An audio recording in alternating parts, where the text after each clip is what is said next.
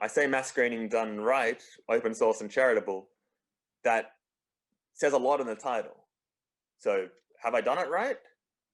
Is it open source? Is it charitable? I think the idea is correct, and I'm looking forward to doing it right. I was going to be in Laos in July to look at the logistics for running the first screening program there, but with COVID, obviously that was cancelled.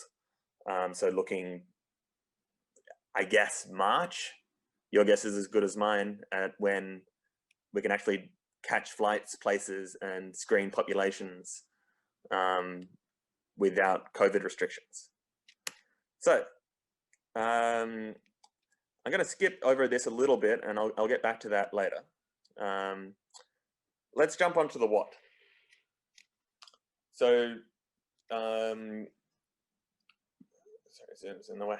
Here we go. So, what is screening? So, as opposed to a diagnostic test, so you might, in a diagnostic test, you might take a blood sample, you might do an MRI, you'll do things probably with a practitioner right there, and the goal is to like properly say you do not have this disease or you do have this disease. A screening test, and you know, you've been to the doctors. How many people are in the waiting room? Maybe 100 at most. You think about how many patients are seen per hour, how many doctors there are in the surgery, how many days the surgery is open a year, how many surgeries there are in a country, how many surgeries there are in every country, and you multiply all those numbers up and you compare it to the size of all the populations in the world, or the population of the entire world, and the numbers are just wrong. So diagnostic tests and population screening, they have to be completely different, because you can't just line everyone up in a doctor's surgery. You can't line everybody up outside a breast cancer van. It's just, there are too many people to screen, and the tests take too long and are too invasive, and et cetera, et cetera, et cetera. So the idea of a screening test, and the table here gives a better explanation than I'm giving. The idea of a screening test is that you have a large population of asymptomatic but potentially at-risk individuals, as opposed to, you know, symptomatic, or people that you probably are symptomatic even if they don't say they are. You know, they keep having falls, they're walking into walls, they're unstable, you know, whatever the metric is for the disease you care about. And then they're recommended to see a neurologist or an ophthalmologist or whatever specialist or generalist, like a GP. Let's just, so why not screening? So you need to think about all the reasons that you can't screen people. This is even before thinking about which disease. I'm going to, in a few slides, I'll be talking about which disease. And also keep in mind that this isn't all airy-fairy stuff.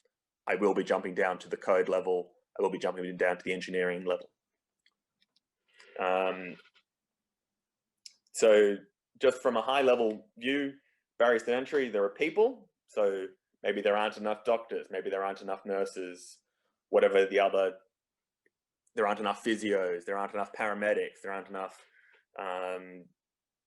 postal workers that can do a screening test. You know, there just aren't enough people. That might be a problem. There might not be enough hardware, whether that's medical devices or computers or what have you. There might not be enough software or the right type of software, or the software is not accessible, or there's not internet access, or, you know, there's just technological problems. Then there's logistical problems. How do you access the people? How do the people access you? Are there drugs or other consumables required? Power and is it undercover? You know, all those kind of questions. The transport, like which is related to logistics, or I guess you could put it under that, although it wouldn't look nice on the slide. you move the diagnosis to the patient, or do you move the patient to the diagnosis, or some combination? So in Nepal, which is where I'm looking at running one of the screening programs, it's huge mountainous regions with a lot of towns that are completely cut off from where there are doctors.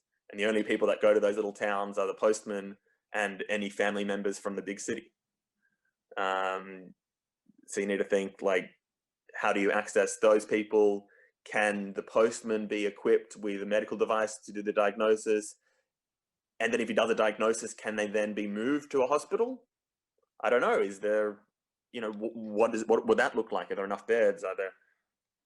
So you need to think about all those problems. The financial problems. That's pretty self-explanatory. The government problem. So government problems is probably the biggest problem with medical screening, because the governments create regulations that stop you from, for example, combining data sets across cities, across countries. They have regulations talking about maybe sometimes you can't even combine two individuals' health records because the regulations are that restrictive. Although there has been some success in terms of, well, if we de-identify it first, then can we? And then often you can, depending on the country.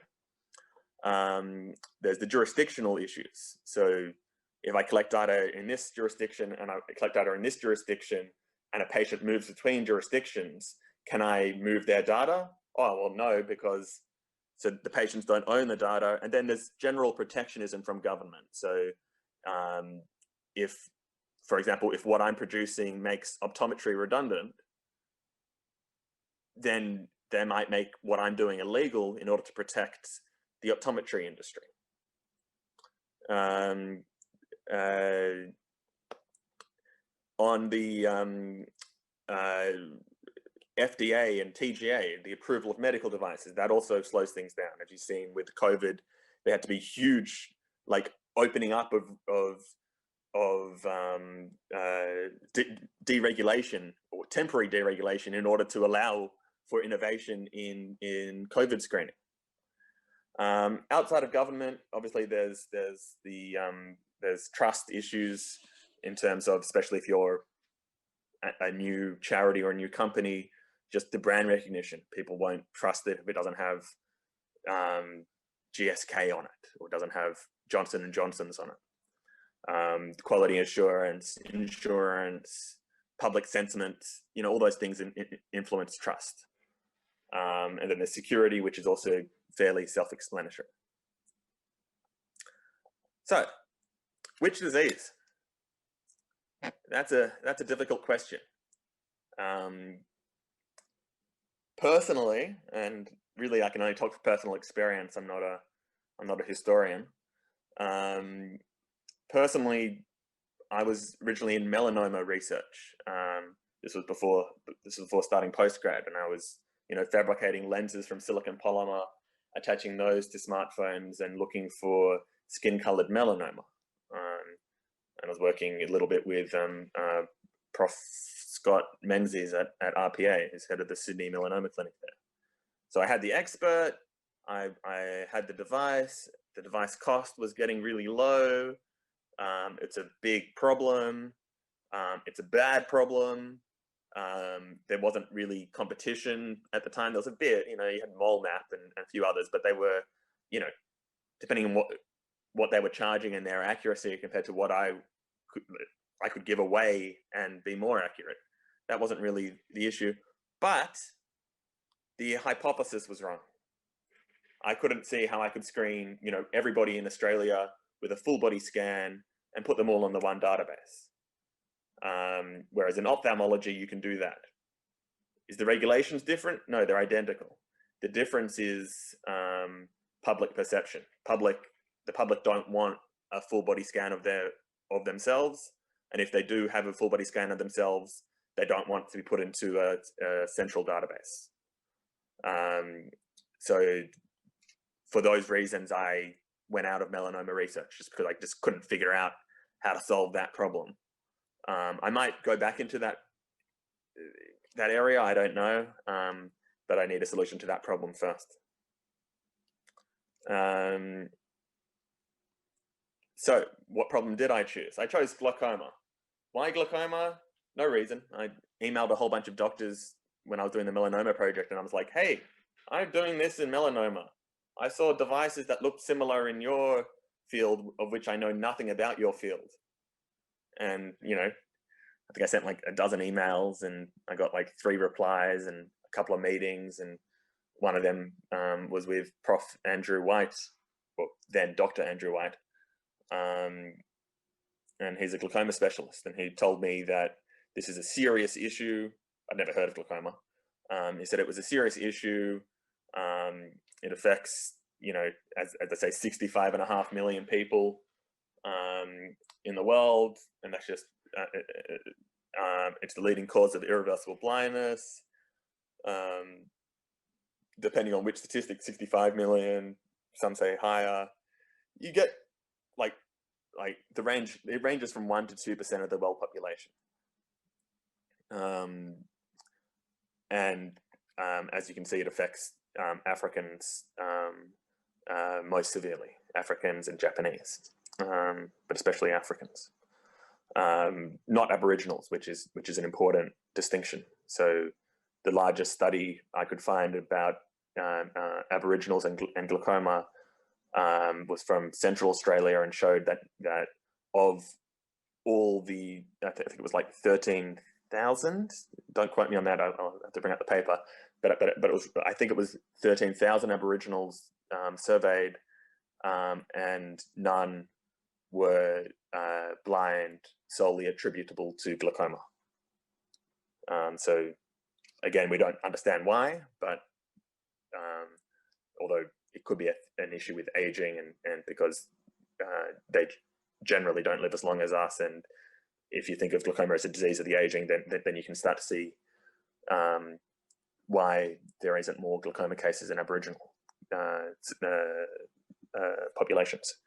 So the next thing I looked at is, okay, so glaucoma, big problem, a lot of people affected, it makes you blind. People that go blind, you know, if they're old, they're dead within 2 or 3 years. So really bad.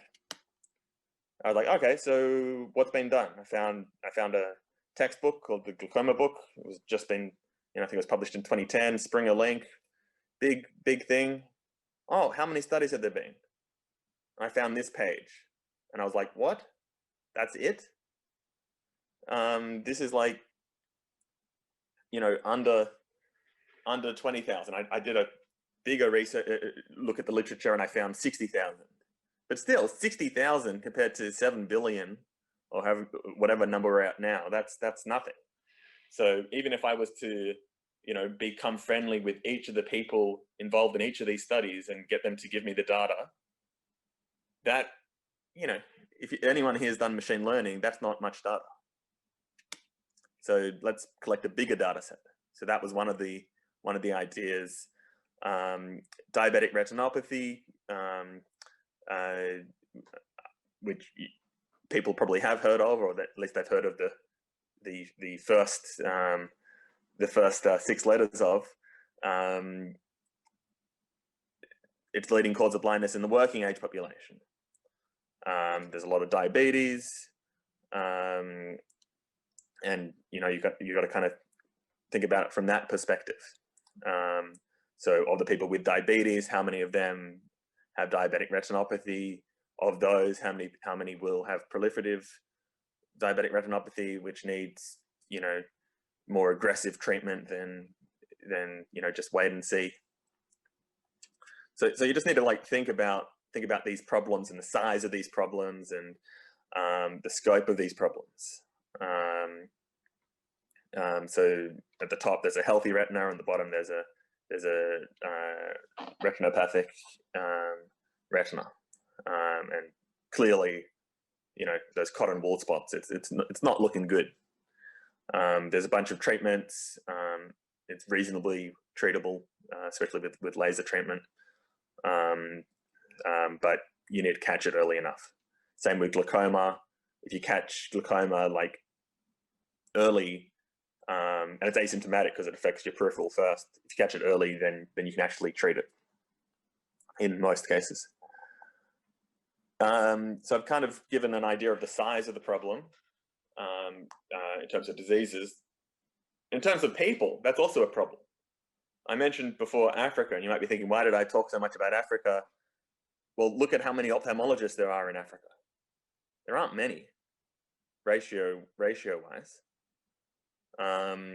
We kind of want the people that need the help the most to be close to the people that can give the help the most, and that's clearly not the case. I'm not going to redistribute people, but it's clearly a problem, and technology is, I guess, the only solution. Technology and maybe training up a huge number of new doctors, but that takes time. And again, we have the government protectionism stopping that from happening easily. It's not impossible, but it's not. They don't make it easy.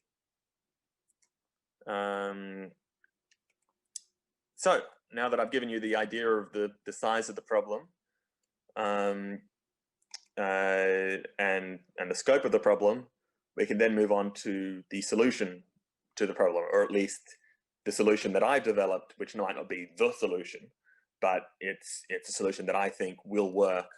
And I've just submitted my PhD describing this solution, and there are 5 unique chapters in it that are like distinct experimental chapters talking about how each problem is solvable. There's a chapter developing a new medical device, a new type of ophthalmoscope that attaches to a smartphone.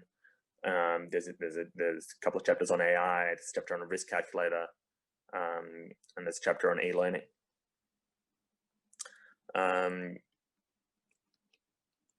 You know what? I've been talking long enough. Let's jump to code.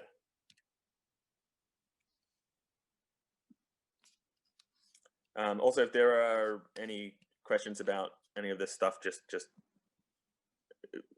throw out audio or text, whatever. Good so far. Cool. Let me share my whole desktop. That'd be easier.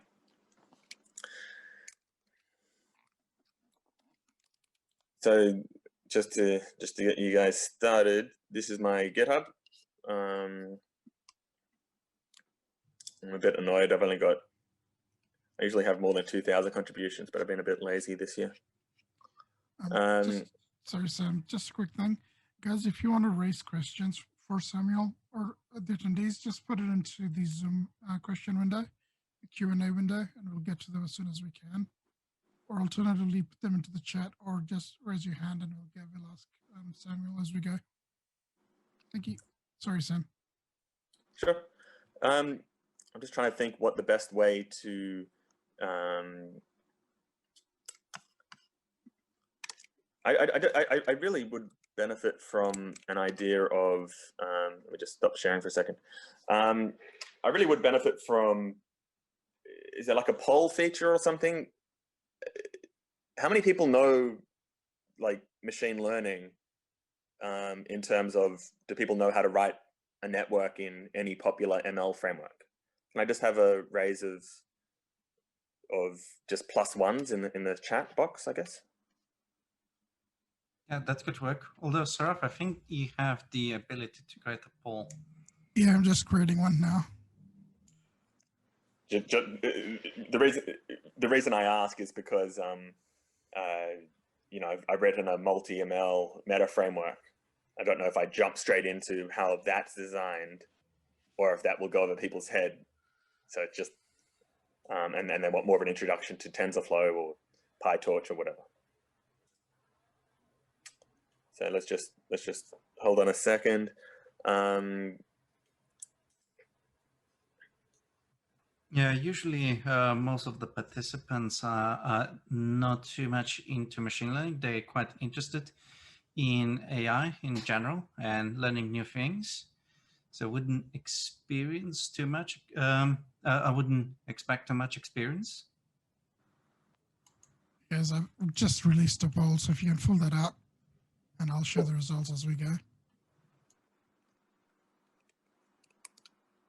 It won't let me click beginner. All right. Yeah, only attendees can vote, not Yeah, the not panelists. Yeah. Okay, so out of our attendees, we've got one who has no experience, 3 are beginners, and 3 are intermediates in the field. By and large.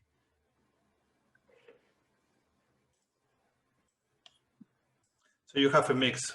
Yeah. But I think take it, follow your path, and we'll make sure that if somebody has questions, they can raise them. You know, I wouldn't be worried about that. So, and again, if this is all over your head, just post, because I don't want to do that. I want people to understand what's going on. Oh, well, just for those ones that they don't know about GitHub. GitHub is an open code repository, and pretty much some build is available for you, so you can use it, and you can go and read it and have a look and download the solution as well.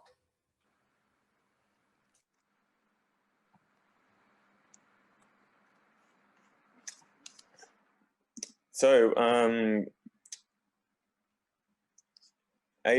a big part of programming is, let me just look for AST.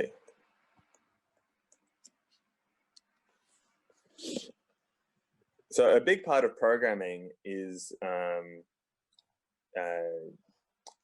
you give something simple, say 5 plus 5, and what happens at the language level is that an AST is created, which is called an abstract syntax tree. And what it does, and here I found this nice little library called show AST. What it does is it exposes each part of the syntax tree out in a nice little graph, a tree, if you will. The left is 5, the right is 5, the add operation is in the middle, which is a binary operation that is called, you know, it's pretty simple to understand what's going on. Now let's go a bit more complicated, and soon you'll understand how this links in with machine learning as it's implemented. So let me just double check that the interpreter actually works. Yeah. Okay, so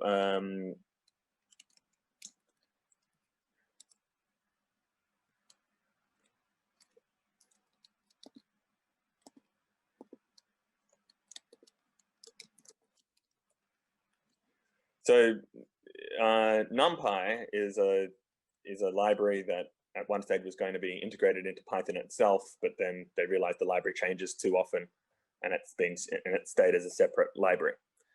And what it does is it exposes a whole bunch of primitives that allow you to and functions that allow you to, you know, specify more specific types like floating point numbers, allow you to do more complicated steps that you would need to perform in order to do multivariate regression, for example. And rather than, you know, you defining each step yourself, they have hundreds of functions that you just call. And a big advantage of using NumPy over just Python itself is that NumPy is more efficient. So NumPy uses a thing called BLAS.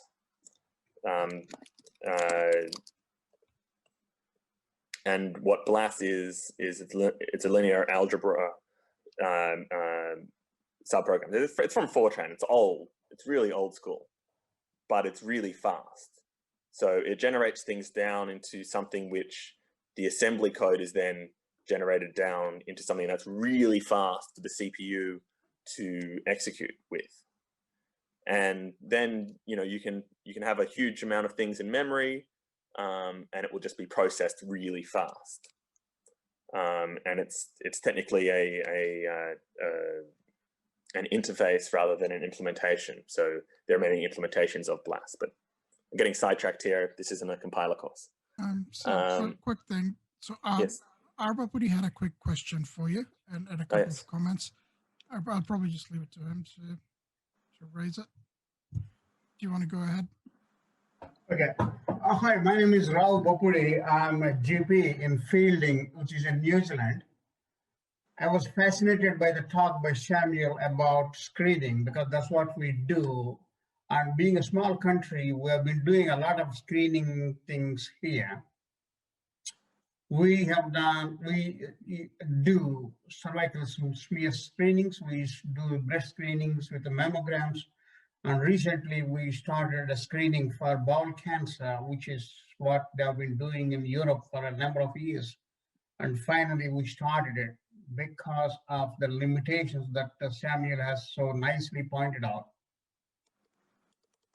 But it's easy to do in a country like New Zealand because it's a small country, it's a smaller population, and they can work out the logistics very easily because they know the data, they know how many people are here, how many people need what, and how they can be done. So it was very good to see your barriers to entry being outlined here, which is what they work out on in a systematic manner.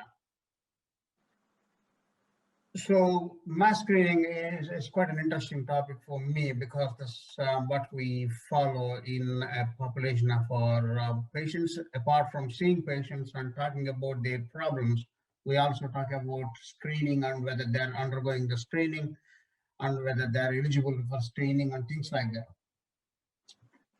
My question to Samuel is about the two things he suggested there. One is about diabetic retinopathy. Diabetes is going through the roof in most of the Western countries. It's the same in New Zealand. When I started working, I used to have about 3% of my patients as a diabetic.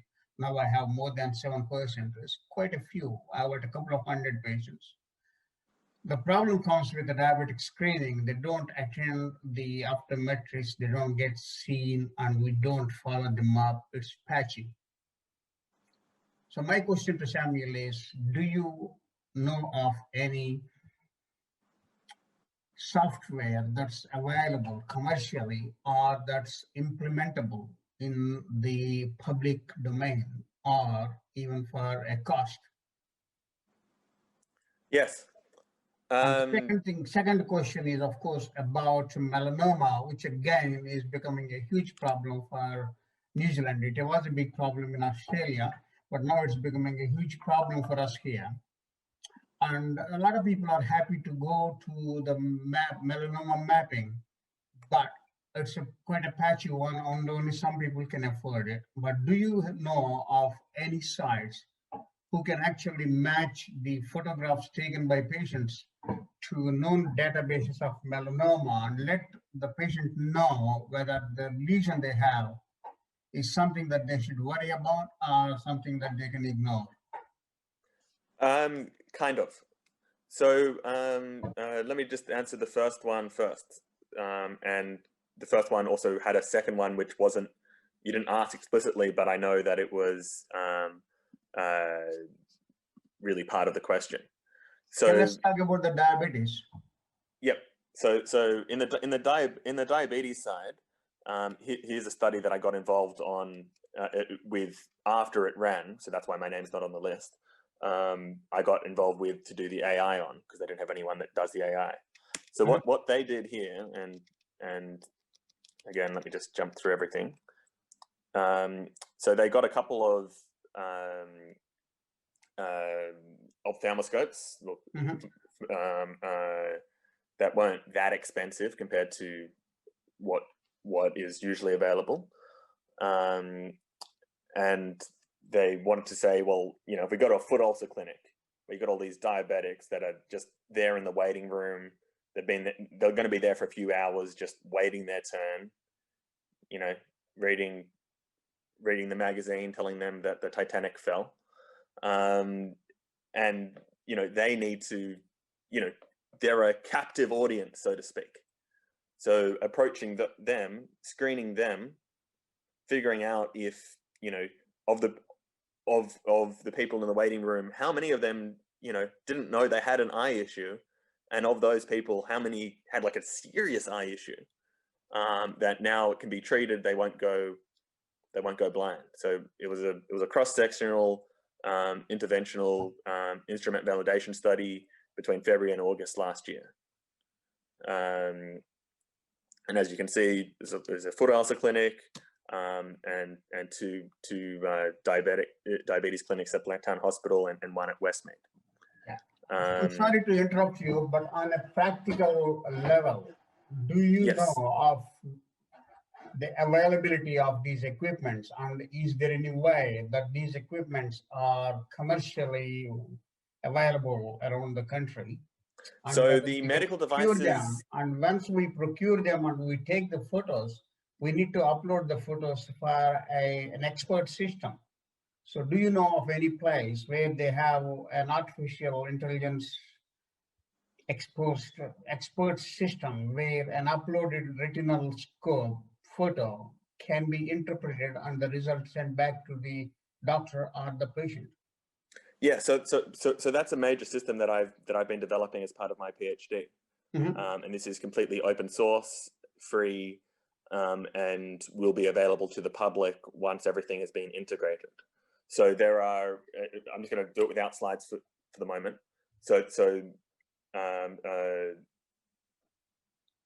There's a few components. There's a component for surgeons to classify data and add data into a system.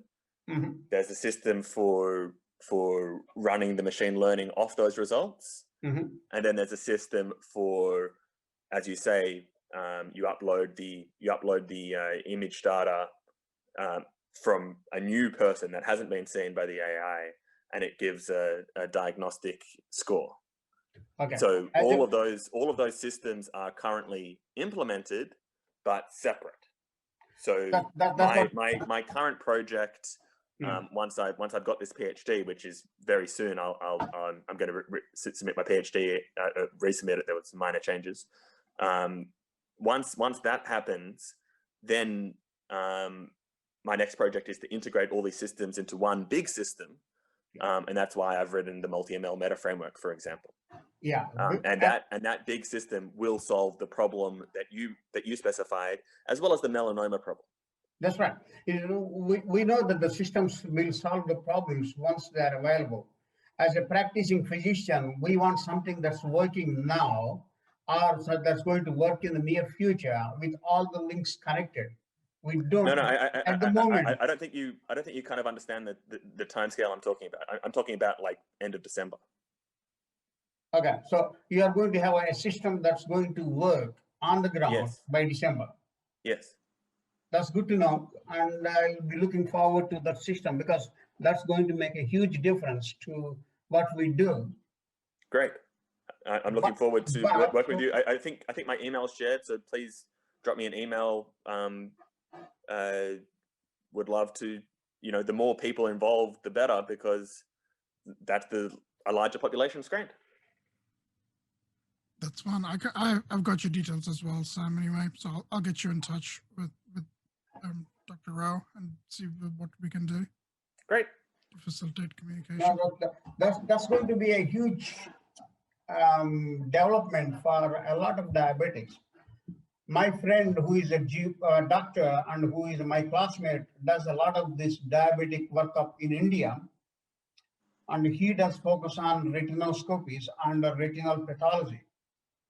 And he doesn't do remote work, but now he is limited by the number of equipment that he has, the retinoscopes he has. And the photos he takes, he has to send them by email to a specialist who has to look at them and reply back, which is all time consuming. And if you have a system where it can be done by an automatic way, obviously the cost will come down, which will improve its take-up by a lot of people. So there is a practical value, but the only problem is for working physicians, we want something that's working now or in the near future that's fail-proof and is reliable and can do it day-to-day clinical practice. On the bright side, COVID has given me a bit more time to develop the system. And the COVID has given you the opportunity to do online things better. Exactly. That's right. So what we might do is I'll put you in touch with Samuel, so Okay. we can have this you can have this conversation as to what you need and what sort of things that Samuel needs to do to get into New Zealand to actually do that as well. And we'll take that out of scope for this presentation, and we'll just continue. And I'll put you in touch with Samuel after this. Okay. That's okay. Good. Thanks. Thanks very much for the opportunity. Thanks, Amir, for your work. Thank you. So yes, Samuel. Great. I'll just share my screen again and jump to this. So again, I'm keeping everything very straightforward, so if we do that's not a good example. I think it's something like 1.3 plus 1.3.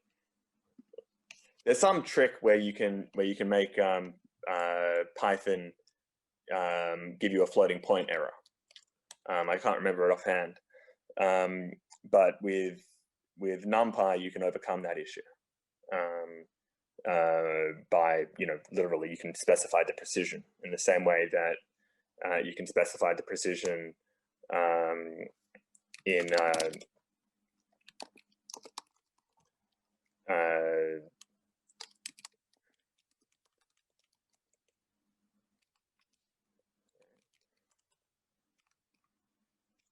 where's my arctangent function?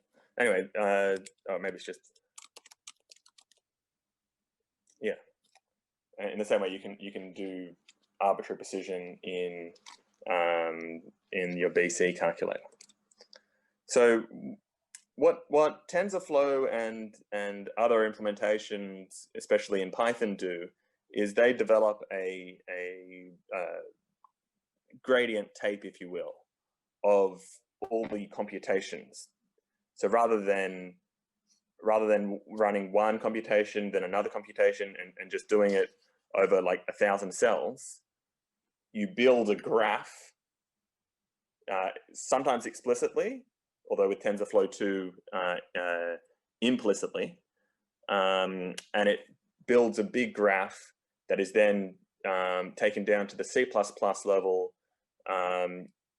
then generates MLIR code, and then the MLIR code generates CPU or GPU specific code, or TPU specific code for your architecture. So there's a lot of steps, and the interface that is exposed to you is nice and friendly Python that looks pretty similar to how you would write Python normally. A little bit more verbose. So that's kind of what TensorFlow does under the hood, and what PyTorch does under the hood, except PyTorch doesn't use MLIR. It's what JAX does under the hood. That's another good example. So you might be thinking, why am I talking about going down to the code level, to the AST level? So let's take a look at TensorFlow. So assuming it's not going to give me an import error. Nope, I've got it installed. So there are a lot of APIs here. So using the Keras interface, there are optimizers. There are callbacks, there are applications. Let's look at applications for a second. So you might be thinking, oh, this is a cool interface. Look, I can do code completion. How the hell does that work? It basically just does this. So you get that nice list of transfer learning models, like EfficientNet and ResNet. And you can do the same thing on optimizers. And now you might be thinking, okay, say I wanted to use Atom. Oh, I get this nice little signature pop-up. So there's a lot of magic that happens when you use Jupyter notebooks. There's a lot of things that are happening under the hood. You do 2 and you get the full source code. Now, when you write a multi-ML meta framework, you need a lot of this stuff exposed up. So how do you expose it up, and what does up mean? So up means, and I can give you an example from, let's bring up the mailing list. So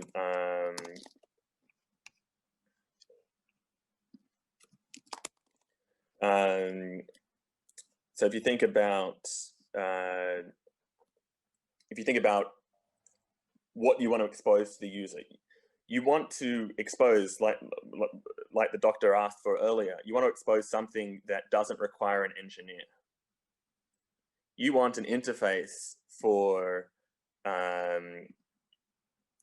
you want an interface that is usable from a laptop with a non-technical user. You want it to be usable on a mobile phone. You want to be able to have everything from the collection of data, to the storage of data, to the labeling of data, to the relabeling of data, to the creation of machine learning models, to the optimization of machine learning models, to the deployment of machine learning models, to the redeployment of machine learning models, to the analysis of the results of the machine learning models, to the collection of new data and new apps using those newly derived machine learning models. For example, you use it for new population studies, but you've got a accuracy score. You want to be able to do all of that without an engineer, or without a team of engineers. So the way to do that is you write a whole bunch of compilers. So we've written 6 compilers, and by we, I basically mean me.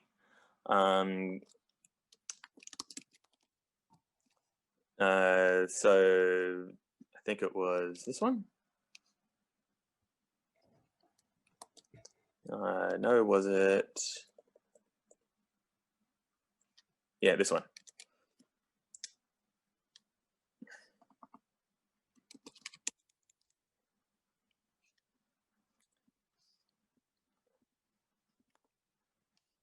So there are 2 major ways of figuring out what you're looking at in Python. So the 2 major ways, this question mark stuff is just magic. What it's doing under the hood is it's running dir, or it's running the inspect module and inspect.getSource. Or it's looking at the import libraries and it's taking it from that tree. Here, tf.keras.atom, you just saw that big compiler thing. What I actually want are the default values, the names, like whatever it is I'm looking at, and the types. So is it float, is it bool? Because the goal is to create something that exposes all the internals in terms of things that I care about. So the optimizers, the transfer learning models, I want all those internals exposed so that I can get a nice help text like this. So you run, for example, Python-m ML params. You specify your machine learning framework, such as Tensorflow. And then you can choose from any of the inbuilt data sets. I'm about to add in a feature that allows you to add new data sets with either an environment variable or a flag. You load the model. So you've specified the data set, you load your machine learning model, and then you can train it. And you think about, if you had to write all of this by hand every time, you would, lag behind versions of Tensorflow. You'd lag behind versions of scikit-learn. You'd lag behind everyone's version because your team is tiny. And you need to think, if you wanted to build a solution that expands out to the search space of every machine learning framework,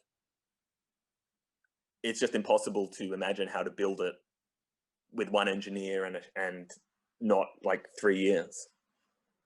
So instead you write compilers that generate CLIs, you write compilers that generate config classes, you write compilers that you know, introspect the entire machine learning hierarchy to expose a nice interface like this, where you get, you know, dash dash optimizer equals Adam. So there's a lot of work going into giving you a very simple interface. And you can also generate a GUI from this. And soon I'll add features to also generate a REST API from this, also generate an RPC API from this, also generate SQL Alchemy models or Django models, which will then generate database tables from this. Then you build a system on top of that, quite simply, that does genetic algorithms, hill climbing, support vector machines, ray tuning, whatever other approach you want to use in order to optimize both the hyperparameters, so things like the learning rate, and to optimize the beta and the epsilons, and to optimize the categorical variables too. Things like what loss function you're using, what optimizer you're using, et cetera, so that you always know that your model is the most accurate model imaginable. Can you imagine a better model? Well, then you can bring it in to the ML params library and it will integrate properly with your system. Now, I'm happy to go into more, like, into specific details about how each part of the machine learning meta framework was written. I'm happy to jump to the results. Can I just get a +1 for me skipping to results? If some people can just post on the chat.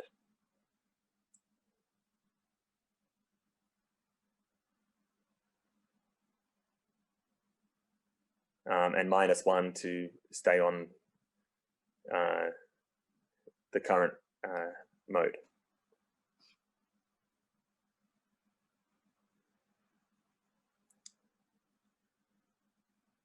I'll just stay on the current mode whilst the voting is progressing. Currently got 1 vote in each side, so -1 is to stay on the current mode, just to remind everyone. Yeah, right now we have 1 + 1 and 3 - 1.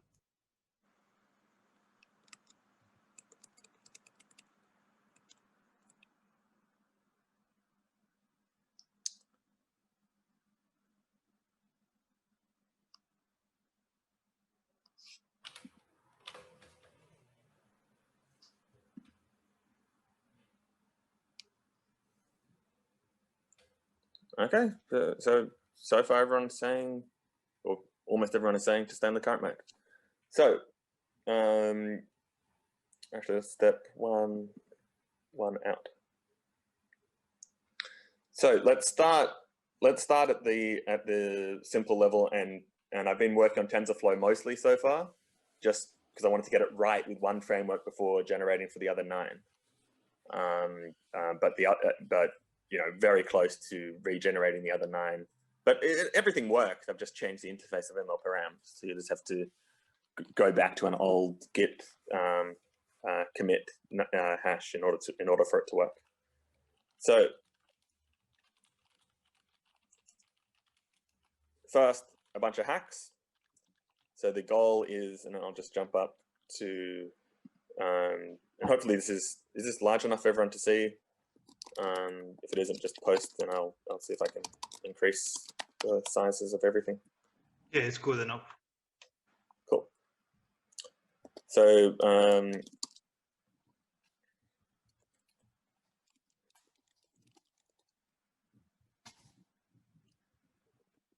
so that's the result we get from before.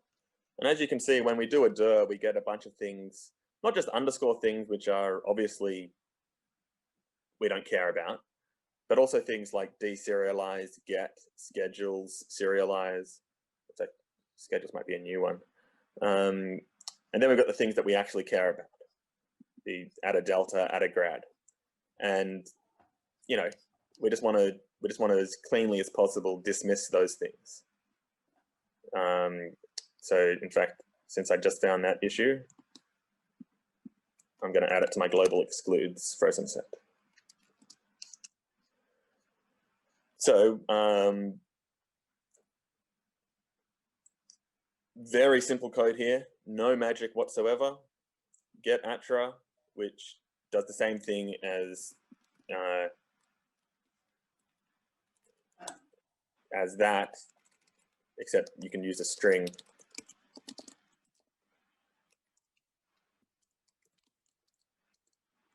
And do that. So it's just magic because the Python syntax doesn't allow you to do it directly like in JavaScript.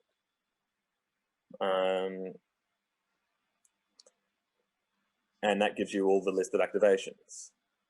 Say dictionary of activations, and then you get a tuple of the sorted activations. You might be thinking, well, why do I want a tuple of activations? This is weird. And also, why are you using these type annotations that no one cares about and no one's ever seen in their Python code? Well, I'm happy you asked that question. The trick is that huge comment at the top. You run python-m doctrans sync properties. You give the input file, which is this file that we're looking at right now, type generators. You say that we want you to evaluate the input. So, you know, that thing that had sorted and tuple and dot keys, you don't want to actually just have that as a string. You want to evaluate that. Exec, dot compile, all that stuff. You specify the output file. You specify the input param. So in this case, it's the loss keys, and the output param. In this case, it's a class, a method on a class, a argument on a method on a class, but it doesn't have to be. I mentioned before the inspect module, and I said that there were two ways of interfacing with code. There's inspect module, built in anyway. There's the inspect module, and there's the AST module. So sync properties and Doctrans, the entire Doctrans library, I don't think I've imported inspect once. So everything is AST. And I'll go through the Doctrans library if anyone wants me to. Just do a +1.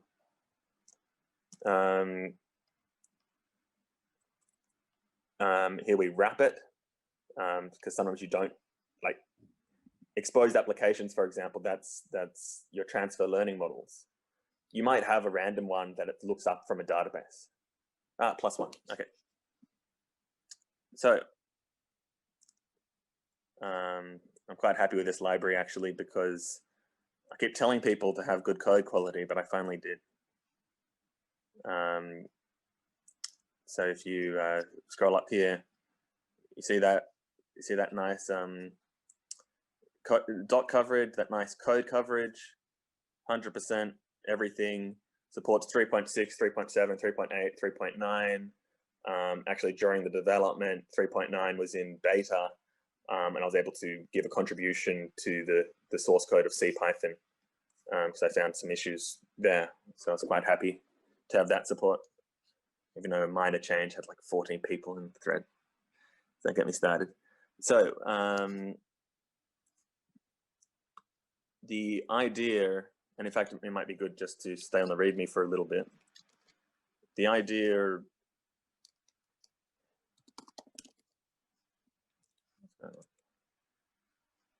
with Doctrans is you might have a doc string, something like this. Keep in mind that it supports the Google format and the NumPy format as well for doc strings, but I'm using this format throughout just because it's very explicit. You specify your data set name, you specify it's a string. You do the same thing for everything. And you know, you've got your nice config class. Here are the things in the config class. But you know, maybe you don't want people to have to instantiate an object every time they want to pass things. Maybe they just want to pass, you know, comma, comma, comma. They just want to call it like a function. They don't want to give a big object thing every time they want to call a function. So then you have a class method, something like this. Exact same thing. Dataset name, TFDSDir, your K, which is what engine you're using. If you want to convert to as NumPy. Oh, so that's the same thing again. Oh, then you decided that it might be a good idea to expose it as a CLI as well. So you got your nice little arg pass, which is built into Python. And you specify your head argument. It's a string. Here's the default value. And you just like specify each little thing. But you probably noticed these are all the same. These are all like absolutely identical. And some big advantages are the CLI gets proper help text. Everything is super explicit. So there's no magic going on. You can commit this all to GitHub and people will like see it and be like, oh, okay, he's updated every single thing. Obviously the disadvantage is the duplication, but that's also the advantage. And there's no magic. So if you have you could construct this all at runtime and you'd have no idea where your code is, what's running. When you get an error message, it'll be like, oh, where is that code? I can't figure that out. Again, it's not that difficult if you wanted to convert this to a runtime library, but it's currently okay. And here's how it's implemented. So I basically have no classes. Everything's a function. The internal representation format has a name, like a function name, a type, and a short description. I'm going to remove the long description because that's not used. And then it's got parameters. Everything's a dictionary. There are no classes, as I said, with the exception of something that implements from the AST library in order to implement a visitor pattern. So very simple stuff. It looks at the class def. It builds in this is parsing a function. So it looks at the type. It looks at the it fills in each target. It reads the doc string. So it gets quite involved, but it's also quite easy to understand what's going on. And I'll be about 1 minute more on this topic, and then I'll jump back to TensorFlow. And if you look at something that's producing the code, you end up with a function def, with an argument object, with a list of args. Here, only one argument, and that's the argument parser. And inside are each of the parameters. So there's the first one, which is just the doc string. And here is where the magic happens. So it looks over the list of parameters that were mentioned earlier. It fills in each one. It converts each one to a parameter. Here you see there's a doc string talking about what it does. And then it's create an add argument call. And the great thing about doing it this way is that you can write your CLI parser and it will generate your class. You can write your class, it will generate your CLI parser. You can do the same for the method.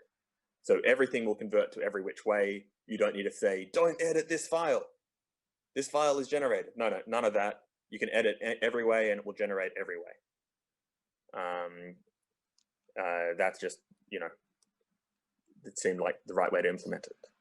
So that's all I'll talk about Doctrines. If you want to know more, check the GitHub. I think it's currently got 0 stars. Like all my GitHub repos. So on to back here. So you sync all these properties that I talked about earlier. And that's, it's not really, it's barely mentioned in the README. And what you end up with is, thanks, Gary, see ya. Things like this. So your loss now has every single bit filled in. And your CLI, because what I mentioned, every single thing is filled in. And your class with your train method has every little thing filled in. Now, I don't want to maintain this myself, which is why I've written all these compilers to maintain it. And I'm currently, as you saw from that, this example here, the next step is to generate the config classes for the parameters that are passed through, and then extending argpass to handle that. So, you know, altogether, this will give you a nice, very strongly typed, very informative help text. You know, you can press dot anywhere, very simple interface to running machine learning models, experimenting with machine learning models, expanding the search scope from TensorFlow to scikit-learn to PyTorch to CNTK to JAX, etc., etc. You can keep expanding the scope, expanding. Everything is 100% open source. Everything is Apache 2 or MIT licensed. It's, you know, free, cross-platform, all that stuff that you want. Now to jump back to the slides, and I'm just going to be quite short with the slides because I know that we're running pressed for time. So I'm just going to jump to the very end of the, or I'll show the results, which is one slide, and then I'll jump to the very end of the slide deck. So share screen. Oh, I've got a lot of pie charms open. So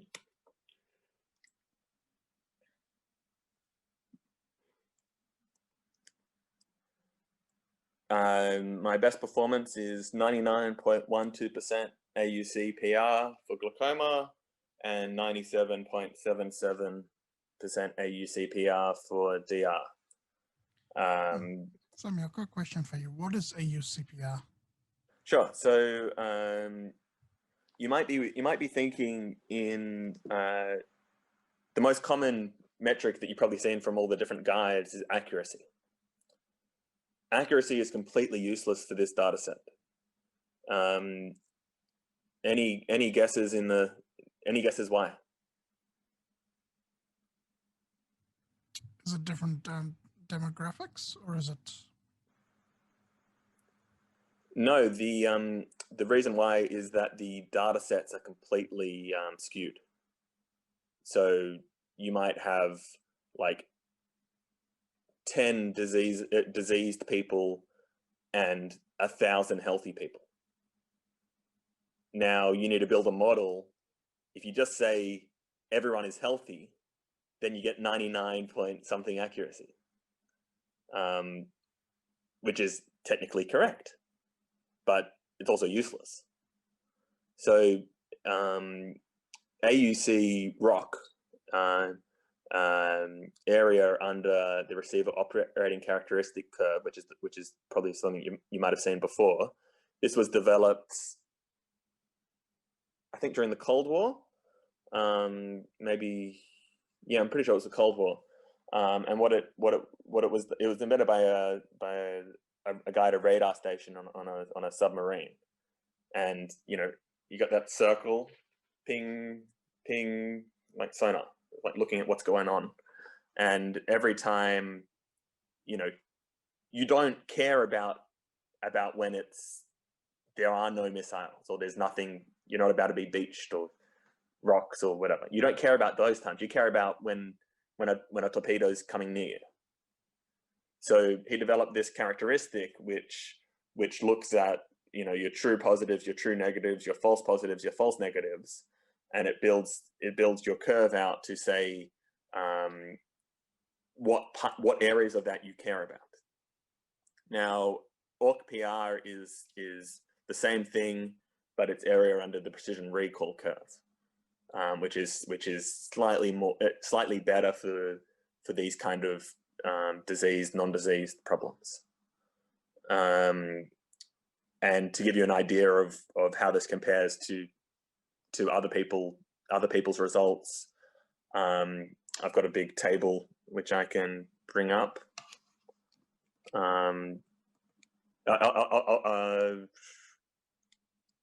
I'll bring it up. But it's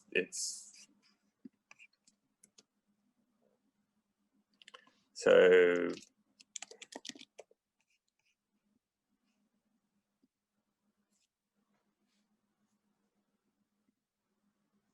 I was right there. We just chuck my thesis in. Whee! I just rewrote it in LaTeX, so just excuse the table being a bit odd. Yep, here we go. So some people are getting really good accuracy, and I couldn't believe this one. Obviously, when you get 100% everywhere and no code published with the article, it's suspect. Also, they only had 81 healthy and 56 with glaucoma. This is a much more believable one, also from 2019, also on that Spanish ethnicity data set.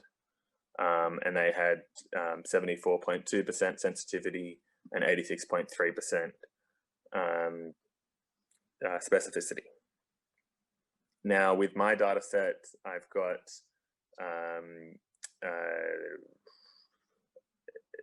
11,500, which is a lot higher than most of these, and I was able to get that kind of accuracy. So here's an example from 2015 with 1,600 healthy and 46 with glaucoma, and their AUC ROC was 89.8.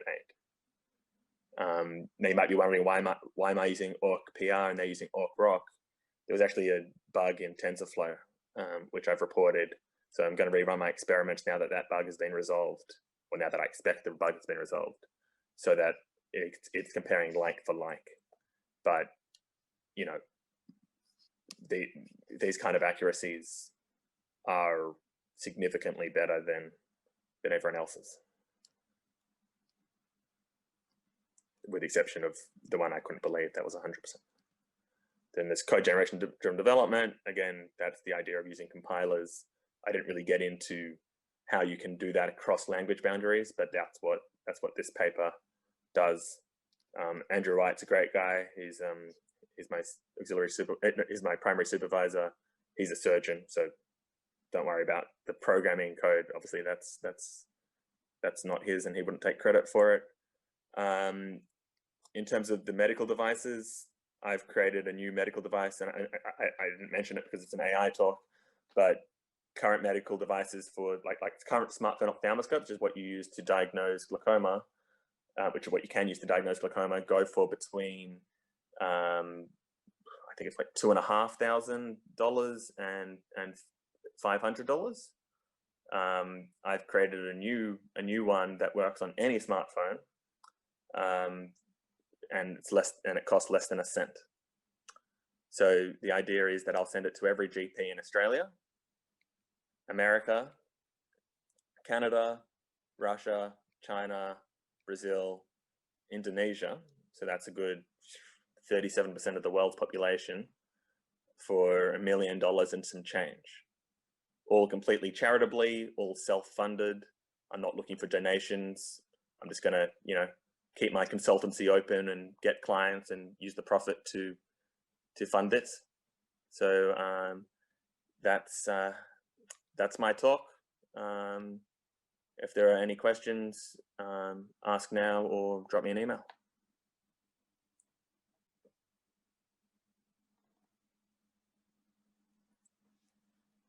Anyone have any questions for attendees? I'll open up the mic to everyone if you guys want to ask questions.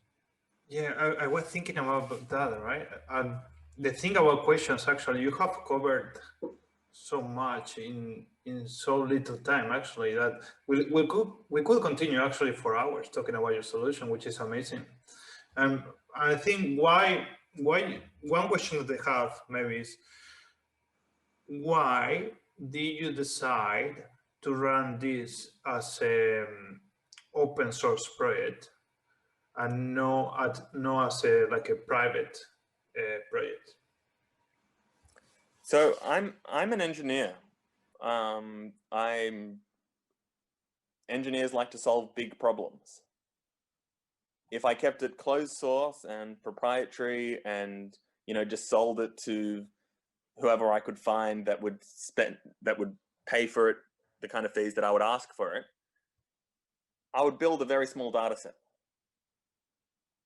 Make some good money, but I would end up with a small data set. That sounds kind of boring. Yeah. I want a big data set, big impact, so that I can build an even bigger data set, an even larger impact, get more like engineers, especially, you know, engineers that are way smarter than me, which there are millions, and get them to improve upon my AI, because my AI is, you know, my AI is okay. It's not, I'm sure people could build a better AI if they were given the same data set. But what happens if I give them a bigger data set? What happens if I chuck a huge data set and I put it on Kaggle and I threw like a big prize money as well? And then I tell them that whatever they produce, assuming it's better than what I produced, will then immediately go out for all the screening programs that are running currently and all the future ones. You know, that would garner some attention. Yeah. And, you know, it'll look good on my tombstone. Yeah. And the next one, the other question they have, so when you started with this project, right? And this amazing idea, how do you overcome some of the challenges actually related to the data set and volume maybe of data set? Do you have to dig a lot to find information on data sets? I actually got a bit lucky. So I knew that if I was enrolled in a university, that would open up some doors that were closed or could only be opened with a lot of money. So I knew that straight away. So I get a bit more credibility for whatever reason, and some doors open that weren't open before. But what I wasn't expecting is that the supervisor I had was attached to Westmead and is still attached to Westmead Hospital, and Westmead Hospital was known because the head of ophthalmology at that time, and now my supervisor is the head of ophthalmology, but the head of ophthalmology at that time ran a huge study, which is actually still ongoing, in the Blue Mountains that ended up being like one of the biggest and best studies for glaucoma. And that I was able to, you know, since I was at the same hospital in the same ophthalmology department, I was able to just say to my supervisor, give me the data. And he said, here it is. So a lot of it was luck, but obviously now knowing that, I can just tell people, you know, if you want a data set and the gatekeeper is university or hospital affiliated, just find a way to work under him or with him or across from him, whatever. Find some way to get him involved or her involved, because that gives you the data set. Yeah, that's a good point, actually. Yeah, that's a good point. Thank you. The presentation has been amazing, actually. Look, I'm a technical guy as well, and I did enjoy it a lot. JK? Yeah, I got an interesting question, I think, that a lot of people might be interested. So We have a machine learning, and my assumption would be you buy a little bit of technology, and then, for instance, if you have, say, a small city like a miners village or something like that, and they would be interested into trying this out, what would they need to be able to do this? So that they have a doctor that isn't quite specialized, but knows a little bit. So the coolest example I've seen, and by seen I read about, I don't see much, I just stay in my little cave. LV Prasad Eye Institute in India, Hyderabad. I think it was some Bollywood actor that decided to be like really charitable, so good on him. Their model is quite cool. So they've got a huge hierarchy. At the top of the hierarchy are the surgeons. The next level down are some doctors, and you get down to like someone that's had 2 weeks of training, and then you get someone that's had 20 minutes of training, and then you get down to the postman. So the postman is going down to these little villages that are like poor as anything, and going down asking like anyone in your family, like here's your post. Anyone in your family can't see good. They totter out their old grandmother. Yeah, she can't see well. He asks a few questions. And then, depending on the answers, they go up that system to what level. So how would I solve this problem? Probably something similar, except I'd give the postman a medical device that could automate the diagnosis as well. So suddenly the whole triage system becomes better. The surgeons are only seeing the patients they need to see. And the screening, the distance from screening to medical diagnosis becomes a lot shorter, because you do the screening, it gives you like, this looks bad. You go in for a more thorough exam. If that more thorough exam also says bad, then you get straight in for the surgery. Mm. Yeah, and assume you cannot take a picture with your phone. Say that you get it really close. There is one solution that is seen. Sometimes. Depends on the phone model. So iPhone X, you kind of can. iPhone 12, I believe you can't. iPhone 6, you can't. With my attachment, iPhone 6, you can. Again, it's very sporadic, and often to get a good image of the back of the eye requires you to shine a light for a very extended period of time to get the right angle, which is suboptimal. Yeah, I have seen some analysis for eye disease. It's definitely not this. It seemed to be something else, and what they had to do is put the eyelid down so they could do it with their finger just fine. Take a snapshot, and then within a minute they got information whether they have the disease or not. And I think it was a really easy fix for them to get that fixed. But discovery was the most important part. What was the diagnostic test? Was it a fundus photo? Was it a tonometry? I do not remember the details, but what it looked at is for the pink color, and I think there's some spots that it was looking for. So if there were no spots, or there were specific spots, it was everything okay. But if there were certain colors or size, then you had a problem. And was this looking at the anterior segment, like what part of the eye? So you basically pull down, and then if I remember correctly, it's below the eye. It was looking. Oh, okay.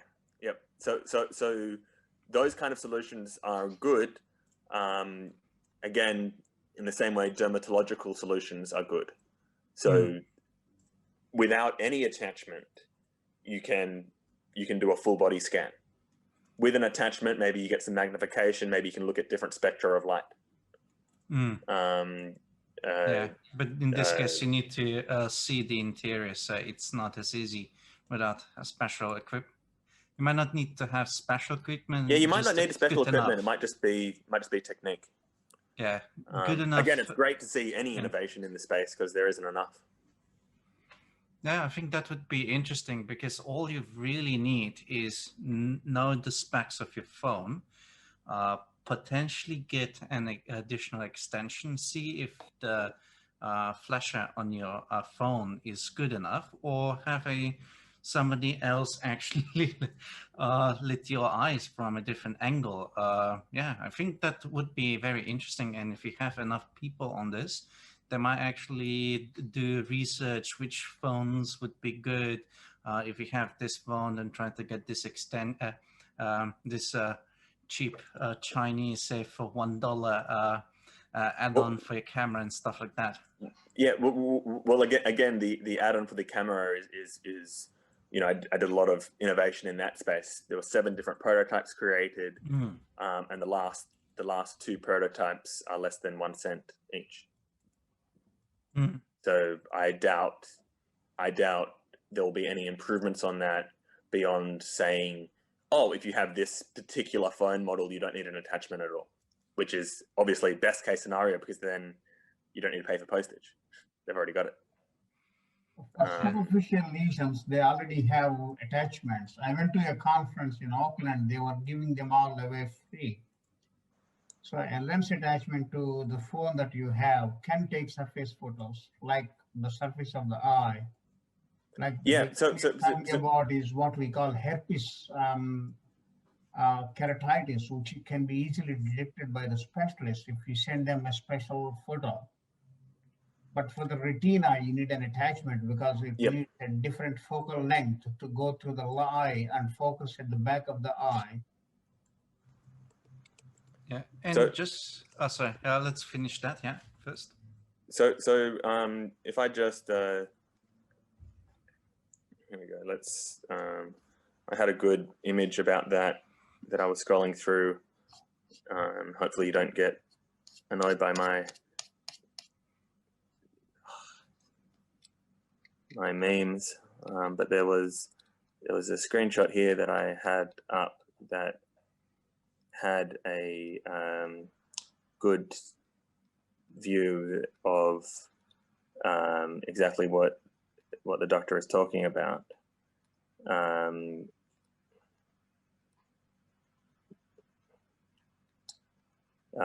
Where it looked at the angles, and it just explained it very well. I'm going to try for 20 more seconds. Oh, that was part of it. Don't know where the rest of that image is. I don't think this is sorted by name. Maybe that's. Oh yeah, no, this is like literally just my list of my screenshots sorted by date. And I had a good screenshot that I saw earlier today when I was looking for images for the slide deck that described the measurement of or the detection of the fundus from different angles in terms of making sure you get the optic nerve. Anyway, it doesn't look like I've found it, so we'll just skip that part. What I'll do now, I want to stop the recording, and pretty much if anybody wants to contribute to the conversation, will feel free to do it. Okay, some people dropped off along the way. I think that it has been an excellent journey. We're going to edit the video and upload it to the YouTube channel. Yeah, I'm not going anywhere, just stopping the recording. And yeah, thank you for Samuel for contributing to the community, and what you're doing. It is amazing, actually.